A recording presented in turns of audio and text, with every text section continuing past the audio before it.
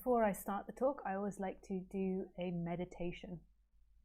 Those are regular will have heard this spiel many times before, but I shall do it again for those that are new.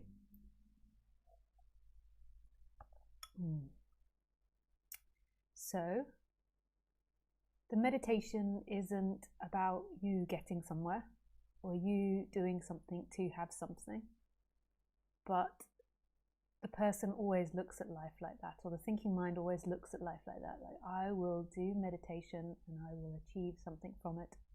So if you need that mentality, then the achievement of the meditation, or the purpose of that meditation, of this meditation, is simply to settle down, to just do nothing. My experience of most humans on this planet, but maybe that's not true of people listening to my talks, is that they do way too many things and very rarely sit in silence. So it's really to calm yourself down. But I just want to give a disclaimer. Meditation isn't good for everybody. There's some people that it just doesn't work for and makes them more neurotic or sends them into fear or trauma spirals. But that's hard to decipher whether that means you or not, because meditation is also uncomfortable for a lot of people when they begin it, because they're so used to doing something. So when they stop, there's this energy that's like, what should I do? What should I do? Where should I go? And the mind can become so chaotic. When I first started meditating, I just remember my mind being like a bouncy ball that was like boom, boom, boom, boom, boom, boom. And I had no separation from thoughts. So there was total belief and certainty in what I thought.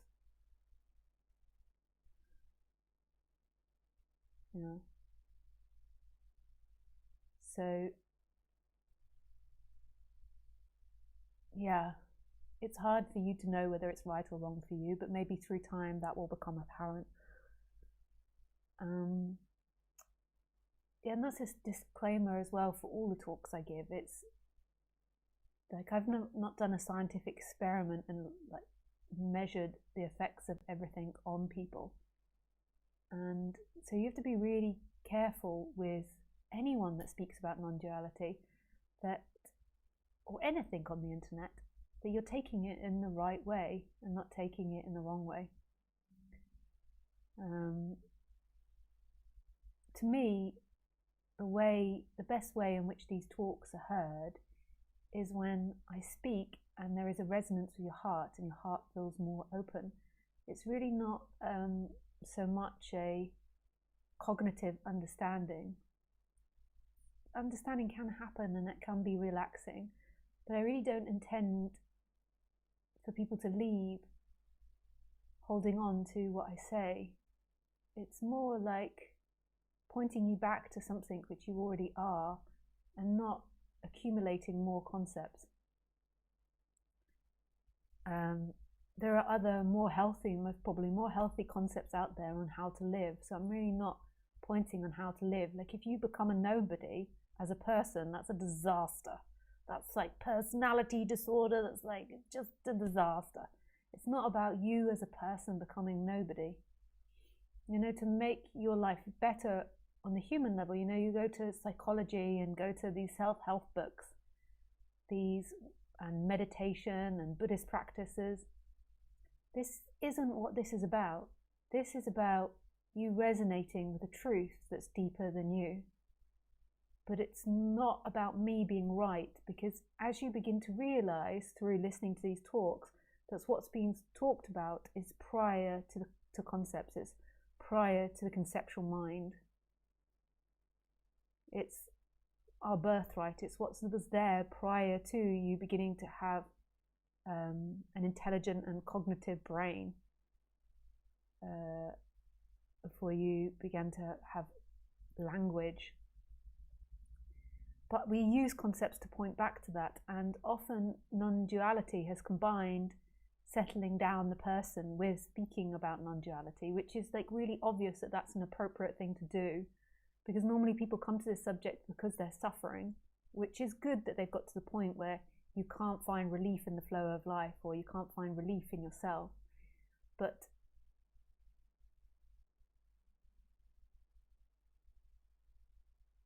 often people don't know the difference between listening to non-duality and then fixing themselves on the human level.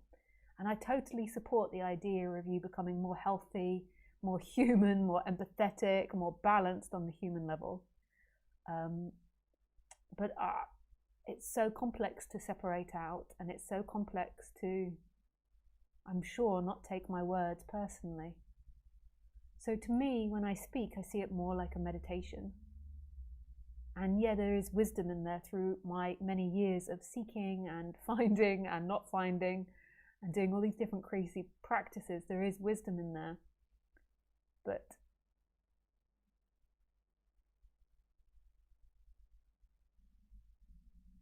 if you're suffering a lot on the personal level and you're really finding there's a lot of conflict in your life, then it's much better to speak to someone individually that can find a solution or help you in a very individual way.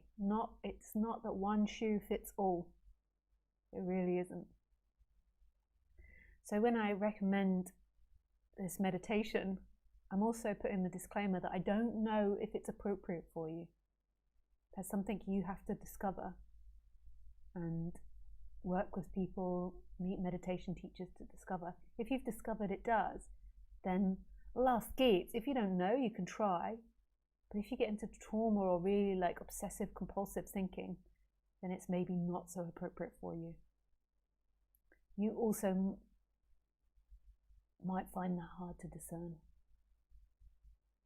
Yeah. So the different meditation practices I recommend is not because I think they're the best. It's the same with all the books on my website, the references. It's not that I think they're the best, it's just what I know. And I'm not going to put stuff on there that I don't know. And there's so many things that are on there that I know that I haven't remembered to put on there, but yeah. So there's lots of non-duality teachers, and it's not like these are the good ones, these are enlightened ones, these are the ones I know. Yeah.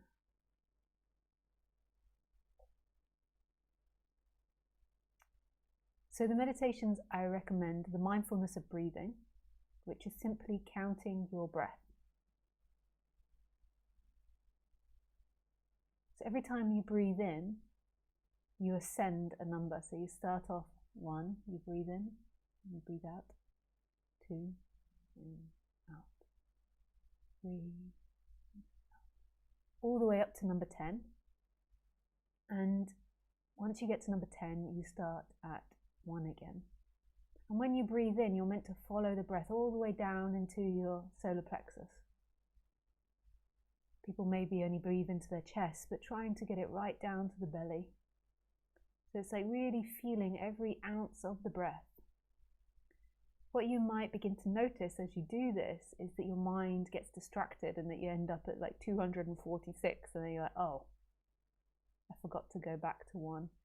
Because your mind can count, but it can count without paying attention. So that's the trick of it. And every time you go past 10 and you lose concentration, you don't want to condition yourself by telling yourself off or telling yourself you're bad. You want to congratulate yourself that you did it. You brought yourself back to presence, even if it is like 546. You want to congratulate yourself, because otherwise you'll get into the conditioning of conditioning yourself into the negative, which is most people do. So when you catch yourself, you're like, yeah, great job. And there is no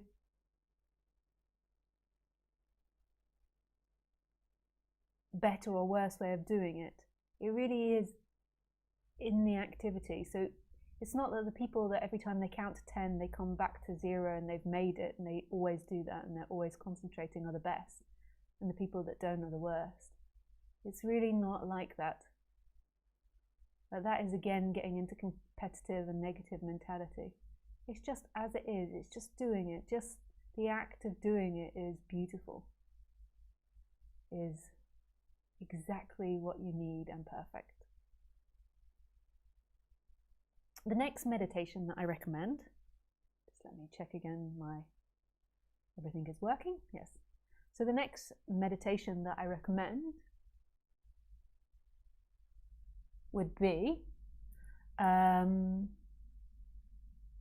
putting your attention back in the I am, or in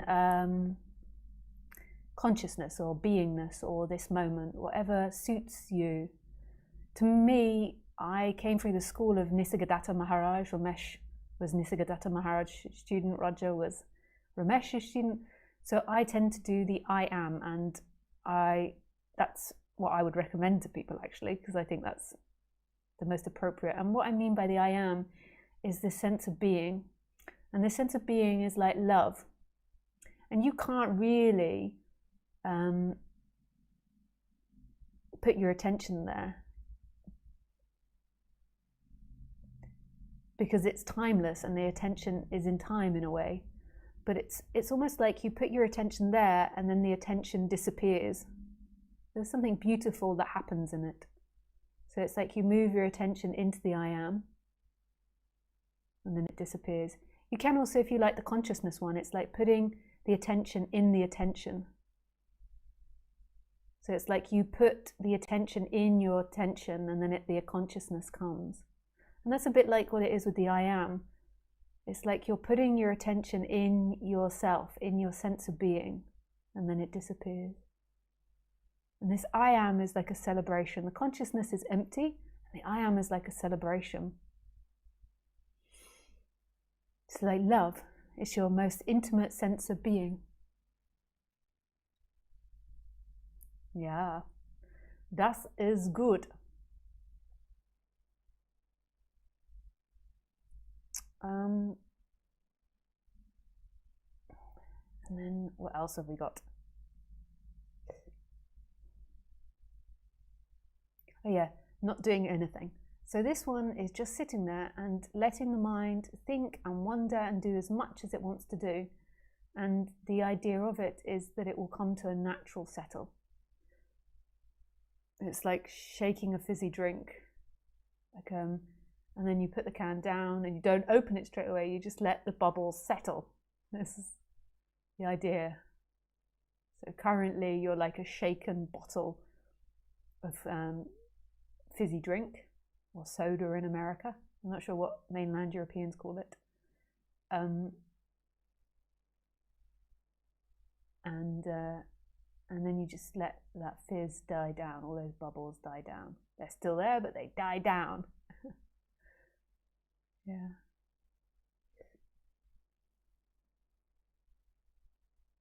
And this isn't, when I'm talking about practice, isn't a new weapon for you to beat yourself up on that you fail in. I recommend to give it a go. If you find yourself getting into trauma or compulsive thinking, then it's best to do something else, do yoga, distract yourself in something else. It's not good to stay in that. But if it's just like regular discomfort, stay with it. Just really try to go into it. Yeah, nice. Okay, we shall begin.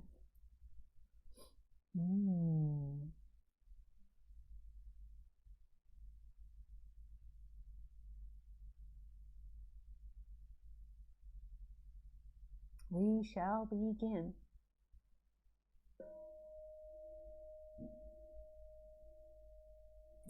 Please, he thinks there's a doorbell.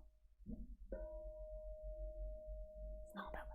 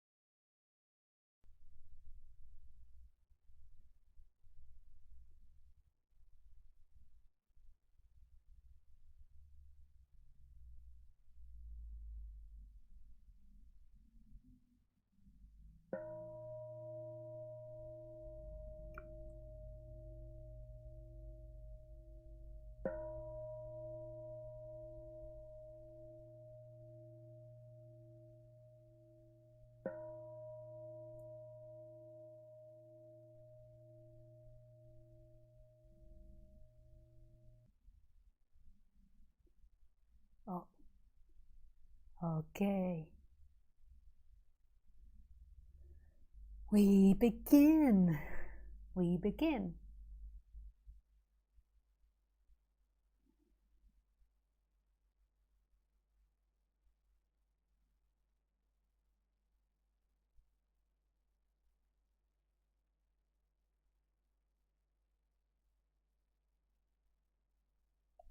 So let me just check to see the name of the talk. I always forget the name. It's good that I name it because it gets me going. Love is what all humans seek, not enlightenment or no self.